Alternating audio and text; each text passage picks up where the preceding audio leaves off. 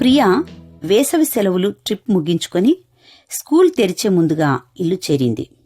ప్రియను తన తల్లి ఇలా అడిగింది, ప్రియా, సెలవులన్నీ బాగా సంతోషంగా గడిపావు కదా? ప్రియా, అమ్మా, నేను చాలా సంతోషంగా ఉన్నాను. అందరూ నాతో ఎంతో బాగా ఉన్నారు. ప్రతి ఒక్కరూ నన్ను చాలా బాగా చూసుకున్నారు. కాని నాన్సీ ఆంటీ మాత్రమే నాతో బాగుండదు. బహుశా ఆంటీ నన్ను ద్వేషిస్తూ ఉండవచ్చు అన్నది. నీవు ఆంటీని గూర్చి ఈ విధంగా ఎలా చెప్పగలవు అని అడిగింది ప్రియా తల్లి. ప్రియా జవాబిస్తూ, నేను గుడ్ మార్నింగ్ చెప్పినా, పలకరించినా, ఏదైనా చెప్పినా అస్సలు వినబడనట్టే నటిస్తూ ఉంటుంది. ఒకరోజు ఆంటీ వాచ్ కనబడలేదు. ఎక్కడుందో నేనే వెదికి ఇచ్చాను. అసలు థ్యాంక్స్ కూడా చెప్పలేదు.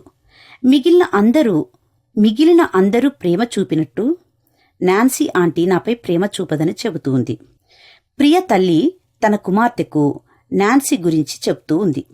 నీకు తెలుసా ప్రియా, నాన్సీ ఆంటీ అలా ఉండడానికి కారణం ఆమె మూగ మరియు చెవుడు గలిదిగా పుట్టింది కనుక నీకు స్పందించలేకపోయింది.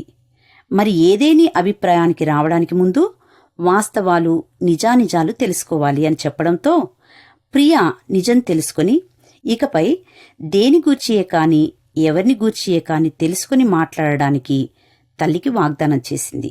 మనం కూడా ఇతరులను గూర్చి తెలుసుకోకుండా ఏదీ మాట్లాడకూడదని, తీర్పు తీర్చకూడదని తీర్మానించుకుందామా?